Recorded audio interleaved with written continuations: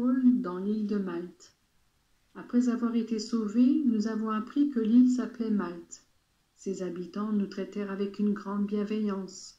Comme la pluie s'était mise à tomber et qu'il faisait froid, ils allumèrent un grand feu autour duquel ils nous accueillirent tous. Paul ramassa un tas de branches pour le jeter dans le feu, mais un serpent en sortit à cause de la chaleur et s'approcha à sa main.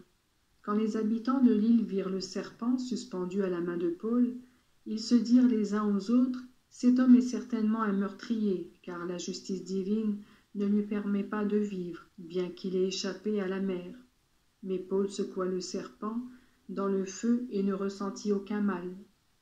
Les autres s'attendaient à le voir enfler ou tomber mort subitement. Mais après avoir attendu longtemps et avoir vu qu'il ne lui arrivait aucun mal, ils changèrent d'idée et se mirent à dire qu'il était un dieu. Près de cet endroit se trouvait le propriétaire du principal personnage de l'île, qui s'appelait Publius.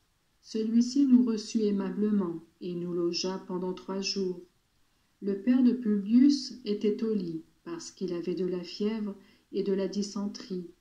Paul alla le voir, pria, posa les mains sur lui et le guérit. Après cela, les autres malades de l'île vinrent aussi et furent guéris. Ils nous montrèrent toutes sortes de marques de respect, et au moment où nous embarquions, ils nous fournirent tout ce qui était nécessaire pour notre voyage. Paul arrive à Rome. Au bout de 3 mois, nous sommes partis sur un bateau d'Alexandrie, appelé les Dieux Jumeaux, qui avait passé l'hiver dans l'île. Nous sommes arrivés à la ville de Syracuse, où nous sommes restés 3 jours. De là, nous avons suivi la côte pour atteindre Régio. Le lendemain, le vent du sud se mit à souffler et nous sommes parvenus en 2 jours à Pouzole. Dans cette ville, nous avons trouvé des frères qui nous demandèrent de passer une semaine avec eux. Et c'est ainsi que nous sommes allés à Rome. Les frères de Rome avaient reçu des nouvelles à notre sujet et vinrent jusqu'au marché d'Appius et à 3 auberges pour nous rencontrer. Dès que Paul les vit, il remercia Dieu et prit courage.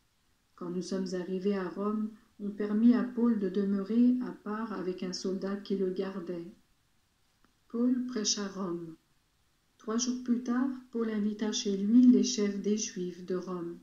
Quand ils furent réunis, il leur dit: « Frères, quoique je n'ai rien fait contre notre peuple ni contre les coutumes de nos ancêtres, j'ai été arrêté à Jérusalem et livré aux Romains.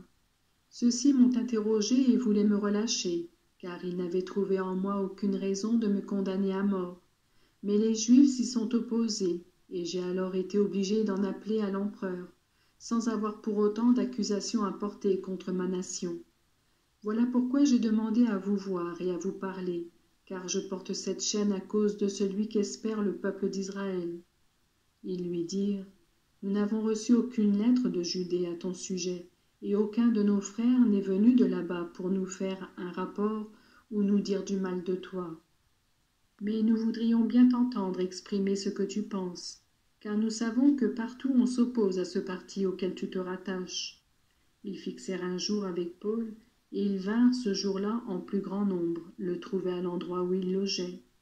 Depuis le matin jusqu'au soir, Paul leur donna des explications. Il leur annonçait le royaume de Dieu et cherchait à les convaincre au sujet de Jésus en citant la loi de Moïse et les livres des prophètes.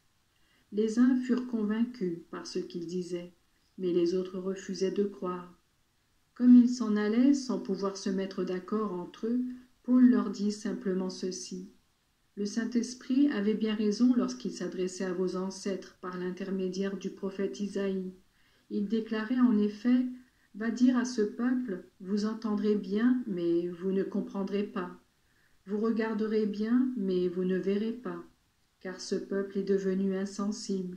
Ils se sont bouchés les oreilles, ils ont fermé les yeux, afin que leurs yeux ne voient pas, que leurs oreilles n'entendent pas, que leur intelligence ne comprenne pas, et qu'ils ne se tournent pas vers moi pour que je les guérisse, dit Dieu. Sachez donc, ajouta Paul, que les messages du salut de Dieu a été envoyé à ceux qui ne sont pas juifs. Ils l'écouteront eux. » Quand Paul eut dit ces mots, les Juifs s'en allèrent en discutant vivement entre eux. Paul demeura 2 années entières dans le logement qu'il avait loué. Il y recevait tous ceux qui venaient le voir. Il prêchait le royaume de Dieu et enseignait ce qui concerne le Seigneur Jésus-Christ avec une pleine assurance et librement.